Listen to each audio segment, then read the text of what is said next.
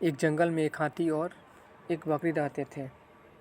दोनों बहुत पक्के दोस्त थे। दोनों साथ में मिलकर हर दिन खाने की तलाश करते और साथ में ही खाते थे। एक दिन दोनों खाने की तलाश में अपने जंगल से बहुत दूर निकल गए। वहाँ उन्हें एक तालाब दिखाई दिया। उसी तालाब के किनारे एक बेर का पेड़ था। बेर का पेड़ देखकर हाथी और बकरी बहुत खुश हुए। वह दोनों बेर के पेड़ के पास गए। फिर हाथी ने अपने सूंड से बैर के पेड़ को जोर से हिलाया और ज़मीन पर ढेर सारे पके हुए बैर गिरने लगे।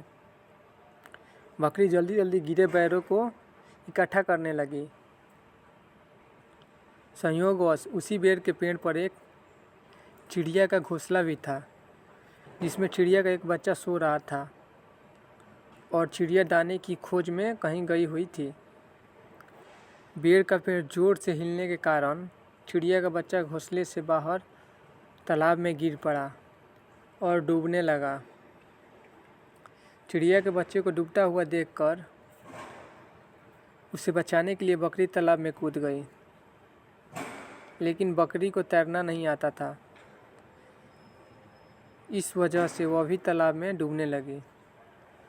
बकरी को डूबता हुआ देखकर हाथी भी तालाब में कूद गया और उसने चिड़िया के बच्चे और बकरी दोनों को डूबने से बचा लिया।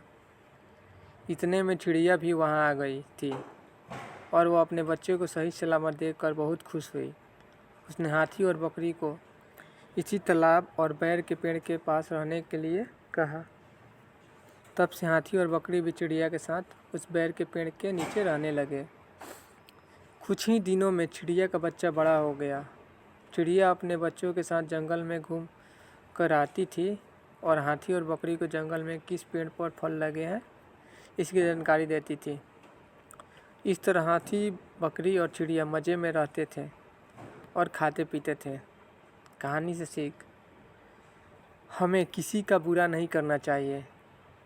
अगर हमारी गलती से किसी को परेशानी होती है तो उस गलती को सुधारना चाहिए और मन मुटाव दूर करते हुए एक दूसरे का मदद करना चाहिए।